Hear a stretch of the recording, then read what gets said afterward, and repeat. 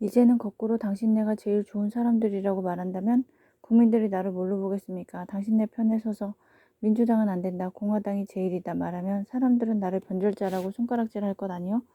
변절자를 영입해서 당신네가 득볼 게 뭐가 있겠소? 오히려 손해만 끼칠 것이오. 그들의 정치 흥정을 이렇게 물리쳤다. 국회의원 선거가 임박했기에 정치인이라면 모두 촉각을 곤두세우고 있는 시점이었다. 많은 정치인들이 좌절했고 나는 이미 체념을 하고 있었다.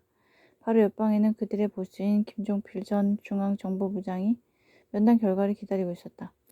정보부 국장은 날더러 한 번만 김 전 부장을 만나보라고 간청했다. 나는 그냥 일어섰다.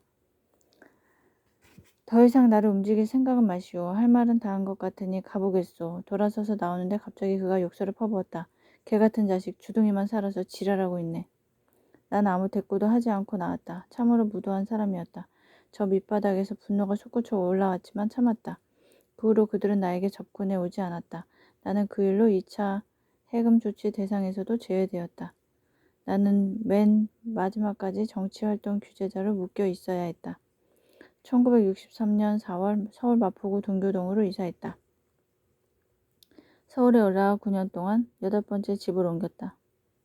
미국 국제협력국의 원조를 받아 국내 은행이 투자해서 지은 서민 구호용 주택이었다. 처음에는 전세로 살다가 내가 국회의원에 당선되고 형편이 나아진 후 샀는데 너무 좁아서 2, 3년 후에는 옆집까지 구입했다. 나는 비로소 문패를 달았다.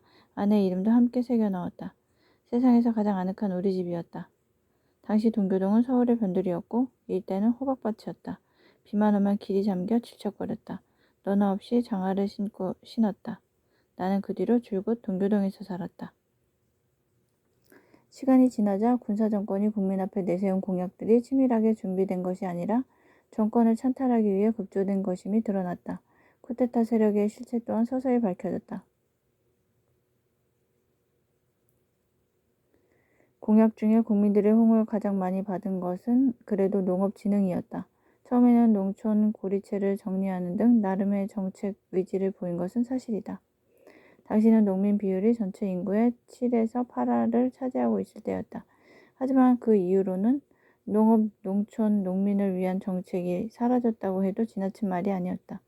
다시 말하지만 군사정권의 경제개발 5개년 계획은 민주당 정부의 개발 계획을 그대로 베낀 것이었다.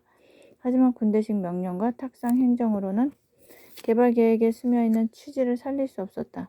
농촌에 대한 배려는 오간데없고 오직 대기업과 도시 우선 정책을 밀어붙였다. 자연 도시와 농촌의 격차는 벌어질 수밖에 없었다. 농촌은 소외되기 시작했고 농민들의 삶은 갈수록 피폐했다. 쌀 생산이 급격히 줄고 미국 육년 농산물 도입이 지연되었다. 끝내 1962년 식량 부족 사태에 직면했다. 이어서 내놓는 경제 정책마다 실패하자 물가는 천정부지로 뛰었다. 경제는 비틀거렸고 수습불능의 위기로 빠져들었다. 5개년 경제개발 계획은 1년 만에 수정해야만 했다. 국민들이 용서할 수 없는 것은 쿠데타 세력의 부패였다. 그들은 목이 터지도록 부정부패 일소를 외쳤다. 국민들도 다른 것은 몰라도 나라를 지키는 군인들이기에 쿠데타 세력은 깨끗할 것이라 믿었다. 그러나 그들은 과거 정권에서는 생각할 수 없을 정도로 빠르게 썩어갔다. 앞에서는 부정 축제를 처벌하는 법을 만들고 뒤로는 재벌에 손을 내밀었다.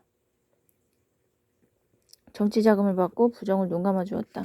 결국 이른바 4대 의혹 사건과 3분 폭리 사건이 터졌다. 4대 의혹 사건은 중앙정보부가 민주공화당 조직에 필요한 정치 자금을 확보하기 위해 저지른 것들로 증권파동, 워커힐 사건, 새나라 자동차 사건과 회전당군대 사건을 말한다. 이는 공권력으로 법을 짓밟고 국민을 속인 만행에 가까웠다. 먼저 증권파동은 중앙정보부가 대한증권거래소를 장악한 후 주가를 조작하여 폭리를 취한 사건이다. 주가 조작 사실을 모르고 투자했던 5,300여 명은 엄청난 손실을 입었고 그중에 자살하는 사람이 속출했다. 정치자금을 마련하기 위해 선량한 투자자들을 죽음으로 내몰았던 것이다. 두 번째 워커힐 사건은 중앙정보부가 외화 획득을 빌미로 서울 광장동의 주한유엔군의 위락시설인 워커힐 호텔을 지으면서 비롯되었다. 자금난에 호텔 신축 공사가 어렵게 되자 정부 자금을 빌려주어 공사를 강행토록 하고 이 가운데 상당한 공적 자금을 가로챘다. 또한 교통부와 군 부대의 장비와 인력을 동원하도록 압력을 행사하여 무리를 빚었다. 이 사건은 주한 미군 내에서도 문제가 됐고 미군들에게 워크힐 호텔 출입 금지령이 내려졌다.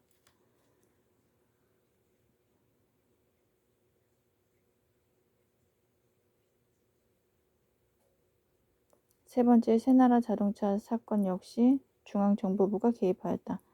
닛산 자동차를 일본에서 불법으로 들여온 후 국내에서 무려 2배가 넘는 가격으로 팔았다. 그들은 자동차 산업을 육성한다고 새나라 자동차 공업 주식회사를 설립해 놓고는 자동차 수입과 판매의 독점권을 부여했다. 새나라 자동차 회사는 자동차 생산보다는 일본에서 면세로 들여온 자동차를 판매하는 불법 수입 상이었던 셈이다. 네 번째, 회전 당구대 사건은 속칭 파친코 사건이라 불렸다. 일본으로부터 회전식 당구대 880대를 면세로 들여 서울 시내에 영업을 하도록 허용했다. 또 법적으로 금지되어 있는 회전 당구대를 제1교포 재산인 것처럼 속여 국내로 들여왔다. 계엄하에서도 파친코 도박이 성행하자 도대체 군사정권의 정체가 무엇이냐는 비난이 잦아했다. 군사정권은 서둘러 영업허가를 취소했다. 이 사건도 배후에는 중앙정보부가 있었다. 4대 의혹 사건은 쿠데타 세력의 치부를 그대로 드러냈다. 사건마다 악취가 진동했다. 세금 포탈, 공금 횡령, 예산 유용, 증권 사기 등 그 수법 또한 추악했다. 구정권보다 나은 게 무엇인가? 구악보다 더한 신학이다. 자고 나면 비리가 터지자 비난 여론이 들끓었다. 누군가 책임을 져야 했다. 김종필 초대 중앙정보부장은 이들 사건으로 물러났다. 그리고 자의반 타의반 외유길에 올랐다. 군정 말기에는 시멘트, 밀가루, 설탕 등 3가지 가루를 둘러싼 부정사건이 발생했다. 이른바 3분 폭리 사건이다. 이 역시 3분을 생산하는 기업들이 불탈법으로 엄청난 폭리를 취했음에도 이를 묵인하고 대신 거액의 정치자금을 제공받았다. 기업이 가격 조작을 해서 남긴 엄청난 이익을 다시 나눠 먹은 것이었다. 어느 날 갑자기 설탕이나 밀가루 값이 2~3배 뛰었으니 영문도 모르는 국민들은 기가 막혔다. 국민의 고통을 돈으로 바꿔 저희끼리 잔치를 벌인 셈이었다.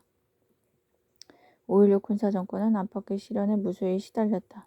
총으로 권력을 장악했지만 정통성이 없고 무능하고 부패했기 때문에 비난이 들끓었다. 자연 박정희 최고회의 의장 또한 그 입지가 흔들렸다. 박 의장은 1962년 3월 19일 이듬해 민정 이양을 하겠다고 발표했다.